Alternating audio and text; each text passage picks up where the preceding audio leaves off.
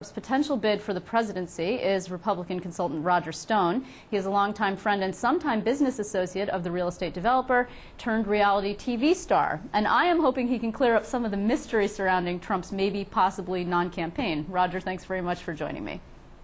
Glad to be here. So I'll ask you right off the top, is he going to run? Can you clear that up for us? Is it real? Well, I don't think he's made a final decision, but I think he is going to run. I think he is very serious about this. I think he is very upset about what he sees happening in the country. He's very upset about the American economy. He's very upset about 3 wars that we now appear to be in.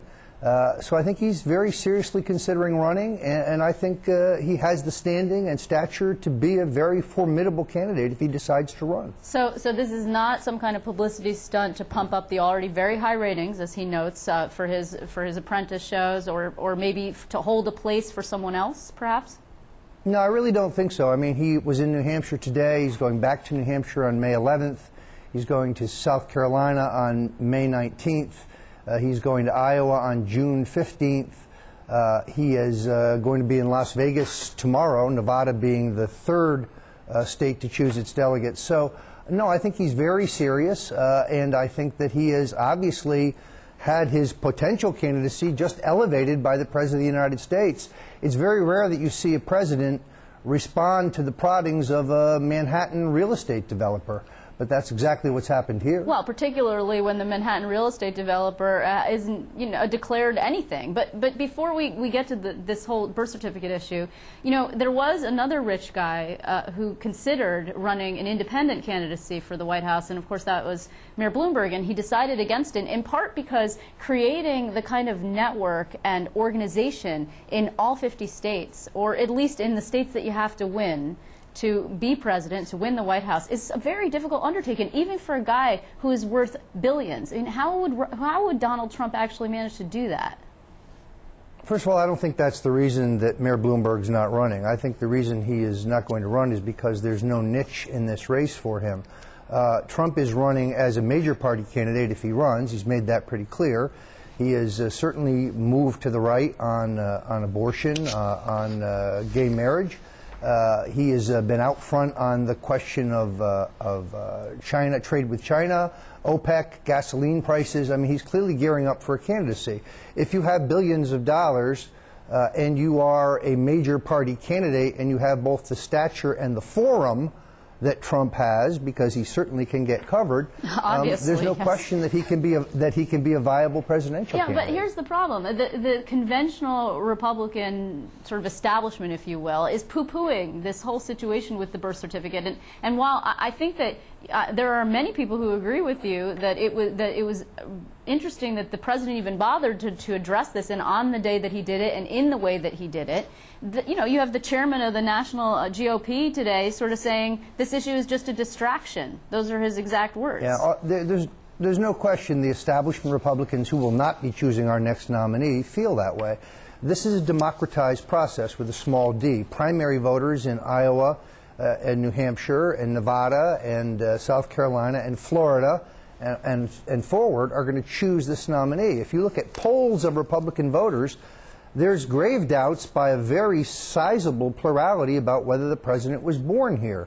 I don't know how these disclosures today will affect that, but there's no other way to explain the fact that Trump moved from being back in the pack in February and being a net unfavorable in terms of his perception to being ahead of the pack now and being, favorably perceived 53 over 33. Well, so wait, hold on. The issue has clearly propelled his candidacy. Okay, but in terms of the citizenship, I mean, it's only in the 30% range of people who aren't sure. But even then, you can't hang a whole presidential candidacy on the question of whether or not the president was born where he says he was born. You're absolutely right. So should Donald Trump actually leave this issue now, because he seemed loath to do so? Now, I understand he was taking a bit of a victory lap. He thought that he was the guy who forced this issue. But should he stop talking about it now?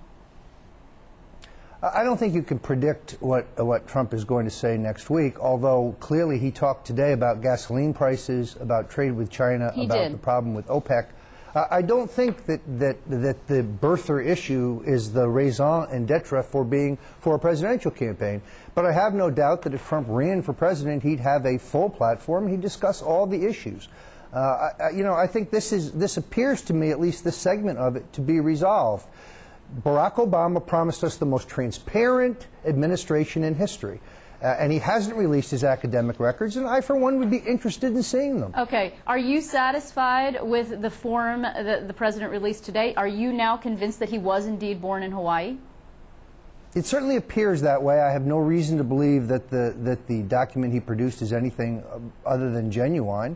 But I do think it does speak to the larger question, the fact that Barack Obama entered the national scene very abruptly. We knew very little about him prior to that. He wrote 2 great biographies, but he wrote no major legislation in the U.S. Senate. He authored no major legislation in the Illinois State Senate. To a certain extent, he's a cipher. We know very little about him other than the fact that he got elected president and he gives a heck of a speech. Well, but we do know the man has a record. I mean, he's going to, in 2012, have 4 years on which Americans are going to be able to judge him. I mean, when you go back to Absolutely. His high school record and his kindergarten, could he tie his shoes when he was 3 or when he was 4? I mean, why is that significant when you? Because I think that Go ahead. I think they speak to both his character and his qualifications, but more precisely, you're right. He did say when he ran for president we'd be off foreign oil in 10 years. It's 3 years later. We're using more foreign oil than ever before. There's been no effort to drill in this country. I think we should be drilling right here in New York State. We should be fracking upstate. You're right, he does have a record to run on. He had no record really to attack 4 years ago, really 3 years ago.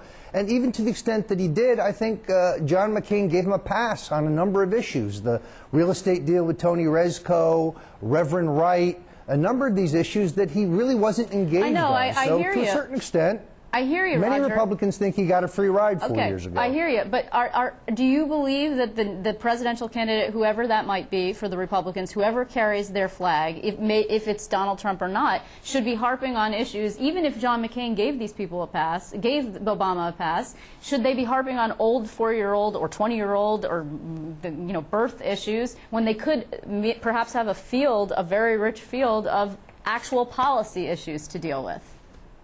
Well, first of all, I think no matter who the nominee is, they're going to have to take the fight to Obama, and they're going to have to be extremely aggressive and on the attack. Personally, right now, with gasoline headed to $6 a gallon, it's probably a more cogent issue that is probably better for winning votes. But there still is a public fascination with this question, and I think there's no other way to explain Trump's forward movement in all these national polls. Or you could argue that the GOP field, other than Donald Trump, to the extent that he's part of it, is just not that exciting, and that's another possible explanation. Before I let you go, I got to ask you: do you think that Donald Trump, if he gets into this race, really all the way in, can withstand the kind of scrutiny? I mean, you're talking about questions about his business, questions that are already out there, questions about his finances. He says he'll release them if he becomes a candidate. But also his personal life. Does he really want to subject he's a young child? I think, let's take it in parts. First of all of his companies are privately held, and therefore, while there may be some debate as to whether he's worth $2.5 billion or $5 billion or $7 billion, we're never really going to know. And I think he can defend himself pretty good on that. As far as his business deals, there's no question that some in the media are going to dig into them, seeking the one that wasn't successful, ignoring the hundreds that were successful. That's, welcome to the rodeo. That's part of running for public office. The key for Trump is to stay focused on the national issues, on the economy, the lack of jobs, gasoline prices, unemployment, and so on. I think he has the discipline to do that. I do think the Democrats will attack him, and he will attack them. It's going to be very spirited if he runs. Well, we will, of course, be checking back in with you, Roger Stone. I want to thank you very much for joining us, and hopefully we will have more news soon. June, he says it will be. So thanks very much for being here. Thanks, Liz.